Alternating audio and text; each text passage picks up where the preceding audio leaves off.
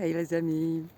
Alors, j'en profite d'être dans ce cadre super sympa, au calme, pour démarrer donc notre nouveauté, le moment phyto, et vous parler aussi de vive voix de la première plante que nous allons visiter. Ne m'envoyez pas, c'est des vidéos spontanées, ça va être assez sur le moment, donc suivez-moi. Alors, donc, la première plante que j'ai choisi de vous présenter, est le marronnier d'Inde. Donc, on le connaît presque tous, hein, il est partout, dans nos villes, dans nos campagnes, il fleurit, on le voit, faut pas confondre avec donc avec les châtaignes qu'on consomme.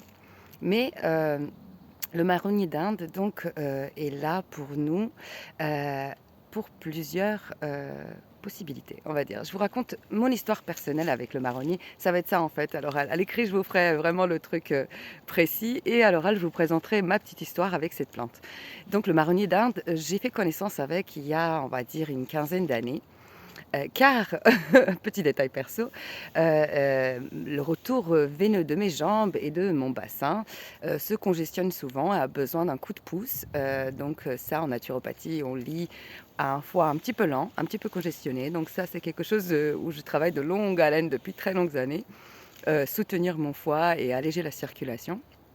Donc le marronnier d'Inde vient, pardon, vraiment en soutien là-dessus, sur cette, circulation sanguine qu'il va, soutenir donc, déjà la fluidification, la circulation, et il va soutenir donc, il va, soulager les œdèmes des jambes.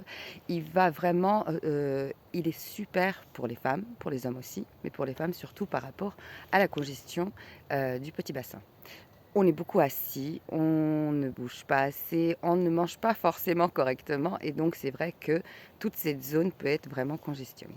Donc le marronnier d'Inde vient nous aider là-dessus, et il est vraiment top. Alors il est super, un truc où moi j'ai l'expérience. Petit détail naturel, vous allez voir, on va aller dans le vif du sujet. Pas de gêne, on parle de tout. Donc, sur les hémorroïdes. Donc, la congestion de petits bassins qui provoque donc cette lourdeur où les organes pèsent sur nos génitaux, et nos génitaux pèsent donc sur tout ça, et donc la formation d'hémorroïdes. Et le marronnier d'Inde va vraiment soutenir en 48 heures, 72 heures max, les choses sont rétablies et on peut continuer à le prendre. Et vraiment, par rapport à ce qu'on nous propose classiquement, aux crèmes, à tout ça, c'est top, top, top. Donc ça, vraiment, n'hésitez pas, allez le chercher.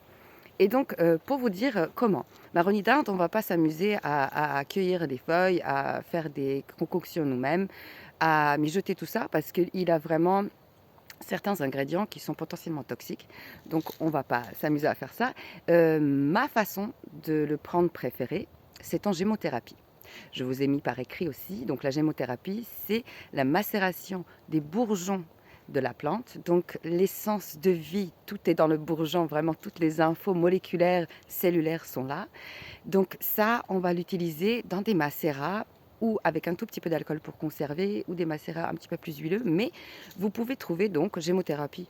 Plein de marques le proposent. J'en ai quelques-unes qui sont mes préférées. Si vous voulez, je pourrais vous en parler, même si je ne suis pas censée faire de la pub pour qui que ce soit. Mais c'est vrai que vraiment, ces pousses vont donner le maximum de la plante, du potentiel de la plante. Donc, ce macérat, donc on va prendre des gouttes. On va prendre 20 gouttes 3 fois par jour dans un petit peu d'eau, et ça marche super bien. Donc, le marronnier d'Inde, que je vous ai présenté, vous aurez plus d'infos par écrit, et on se retrouve très vite pour la prochaine plante. Je vous embrasse, prenez soin de vous.